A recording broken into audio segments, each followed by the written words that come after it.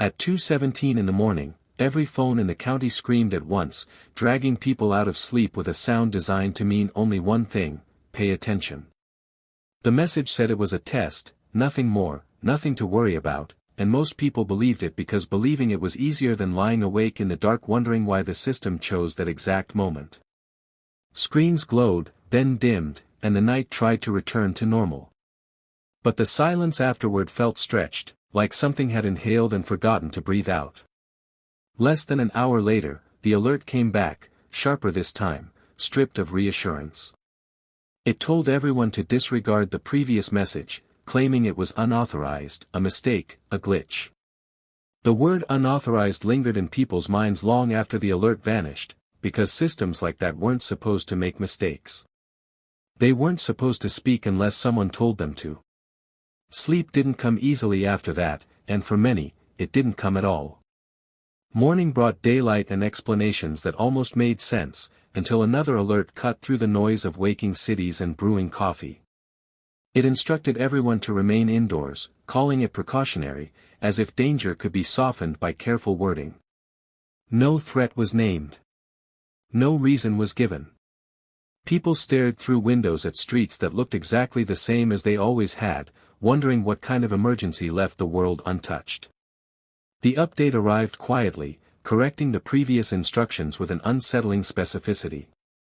People were told to move away from windows, to shelter deeper inside their homes. Suddenly, the outside wasn't just unknown, it was wrong. Curtains were pulled shut. Doors were locked. The city folded inward on itself, each person retreating into smaller and smaller spaces. As if distance alone could keep something away. When the all-clear came, it felt almost like permission to breathe again. Phones buzzed with relief. Laughter returned, cautious but hopeful. The message insisted there was no immediate threat, and most people didn't stop to wonder why the word immediate was necessary. The day resumed, slightly shaken but intact, and the memory of fear began to fade, just enough to make what came next hurt more. The correction arrived during dinner, tearing through the fragile calm like glass through skin. The all clear, it said, had been sent in error. The threat hadn't changed. Panic spread faster this time because it had been proven. Proven that the system could lie. Proven that reassurance meant nothing. Cars filled the roads, only to find exits closed and routes blocked, as if the city itself was being sealed. The next alert didn't explain what the threat was. It only explained what to do if people heard it. A low-frequency sound, barely audible, more felt than heard. Those who noticed it pressed their hands over their ears, hearts racing, while others listened to silence and wondered if that made them safer or already too late. No one looked for the source, because the message told them not to, and because something deep inside them agreed.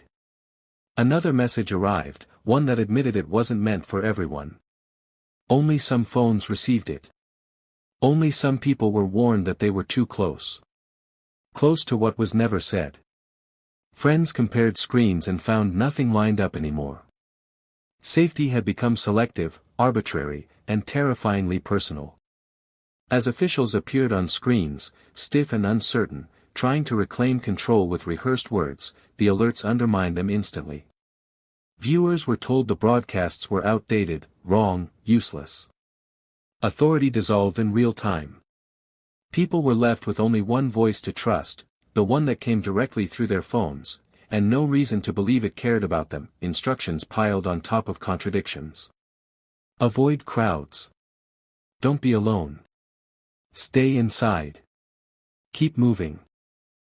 Every option cancelled out the last, trapping people in indecision while the low sound pulsed through buildings like something alive. The city moved without rhythm now, groups forming and breaking apart, everyone trying not to make the wrong choice when every choice felt wrong.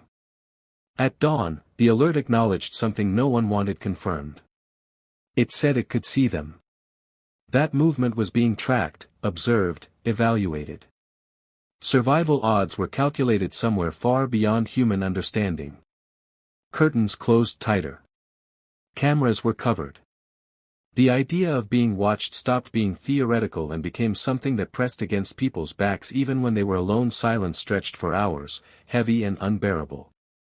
When the system finally spoke again, it thanked people for their patience, as if this were a delay at an airport rather than a city holding its breath. The message implied a process, a response time, a plan that was simply taking longer than expected. Whatever was coming wasn't spontaneous. It was on its way. The next alert rewrote the rules entirely. It explained that what was happening no longer qualified as an emergency under previous definitions. Terminology was being updated. People realized then that the system wasn't just reporting events, it was learning from them.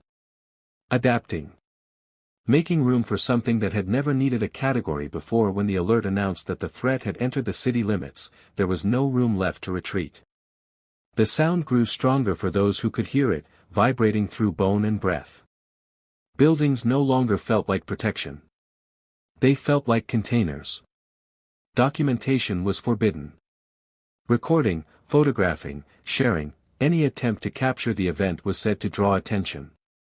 Phones were dropped, screens turned face down, but the alerts continued anyway, proof that hiding no longer mattered. Attention was already here. Names began to appear. First names only, but that was enough.